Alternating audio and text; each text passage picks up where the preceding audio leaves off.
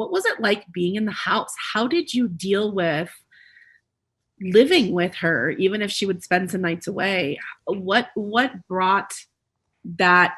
Because I think that's something people deal with, is especially in today's day and age, especially in places like Los Angeles, where it is just more expensive to live, right? And so many couples deal with, then, okay, so we're divorcing, but we have this home. So, and what I can hear a little bit in the background is where you began to put your foot down about getting yourself back and dissolving this union, which we talked about that definition of divorce in the beginning. You were dissolving this union.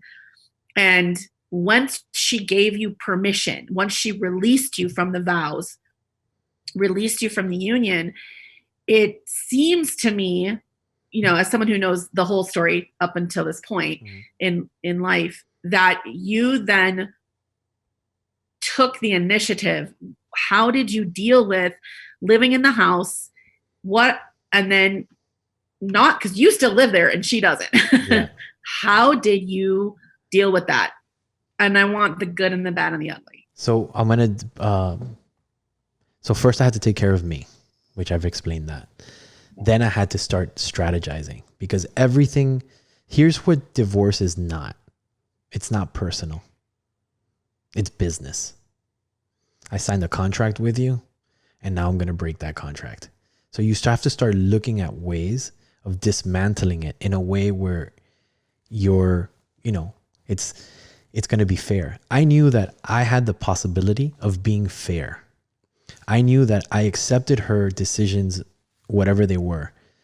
So what I did first was ask her what she wanted. Once I got that down, I asked myself what I wanted. And then once those two things were there, then it was just like, all right, well, how do I create a strategy? Some of it I let her into and I shared it with her, like finding legal. I said, we can do this 3 ways. We can go to a lawyer, we can go to a mediator, or we can go to a paralegal, or we can do this for free with legal aid. I go, I'm going to go educate myself with legal aid. And I did that within the first week. So I didn't serve her till a month after she released me.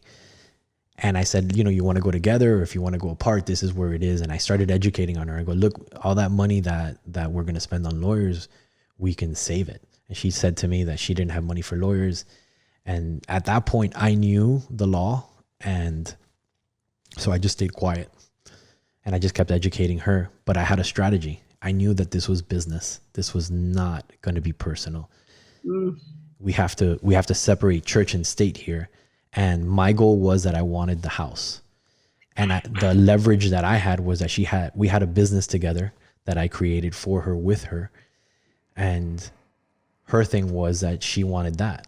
So when I sat down with her and she told me, she goes, I want the business. And I said, well, I want the house. And she goes, okay, cool. We can do an even swap. Now, obviously, it's not that easy. So what I did is that I went down to the minutia, from the plates to the silverware, to the fucking cushions on the couch, the specific cushions. And then I made that list and I sat with her, and she didn't want to go through that whole list. And I said, look, if we determine this list, we can just go to a paralegal, drop the paperwork, and we can be divorced, and you can be with your life you can move on your life immediately. And then she asked me, she goes, can you leave the house for 2 years while my daughter goes to school? And I looked at her and I said, and I started laughing, and I go, no, that's not going to happen. So when she said that, when she made that request, I already knew that something was up and that I was going to need to investigate further.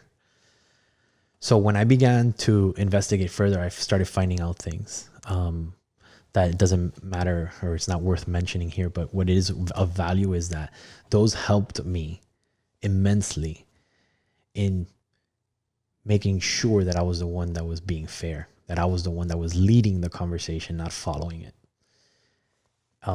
The court system in California, you're mandatory. You have to be 6 months married while you're going through the final stages.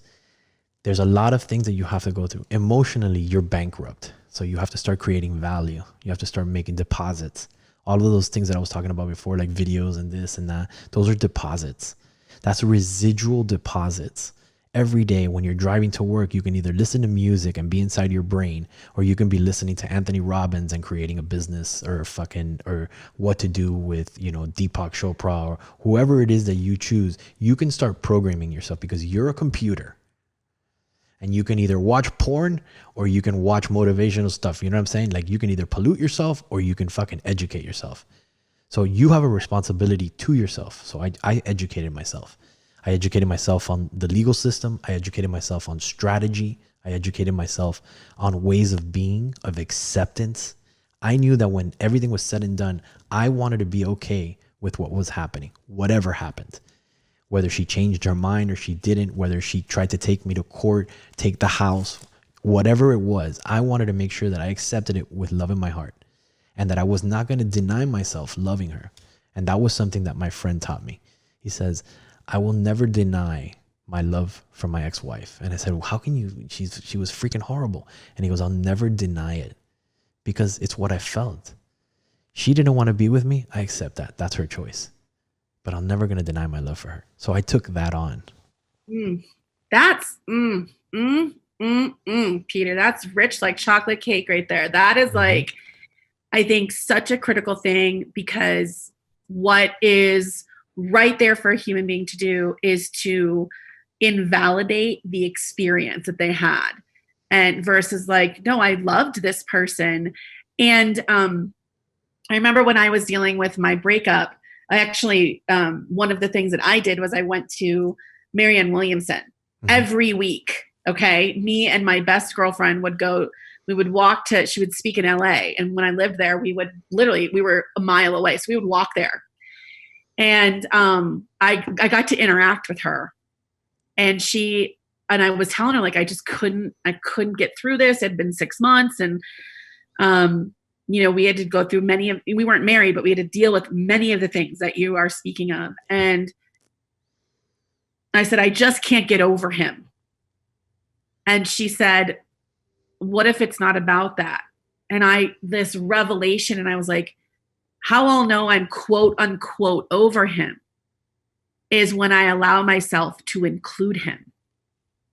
Because that 4 years that we were together was a significant part of my life, and I did love fully, and he loved me fully. And then there was a time where we didn't.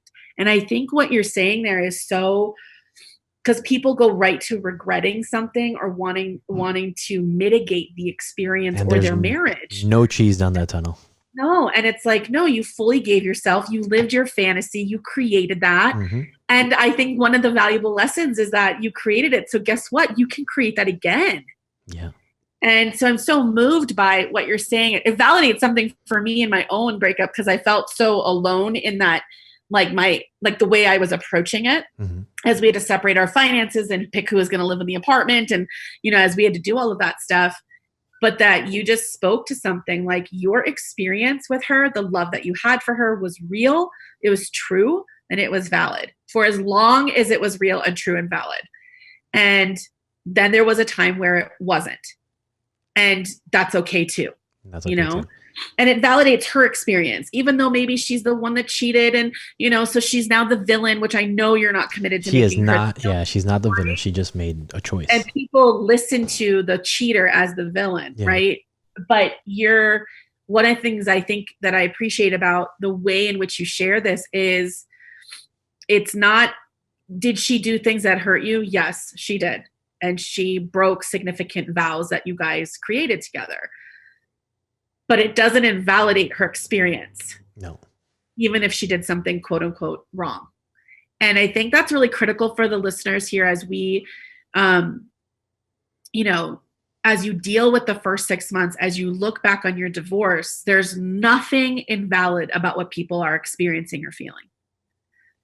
So I know we're getting close to our time, and we're probably way over, but I have a few more questions, so we're going to keep going. Okay. I think that we're going to just keep going, because the conversation that we're having here, and especially of my listeners, I want my listeners to know who I am.